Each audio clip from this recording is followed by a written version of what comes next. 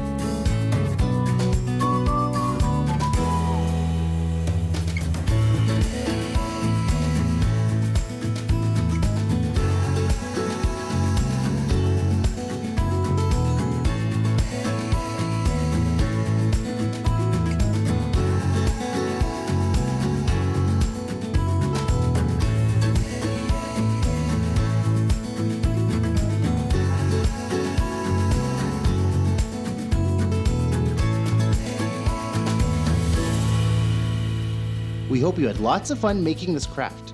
Check out our website to find more great DIY crafts to try.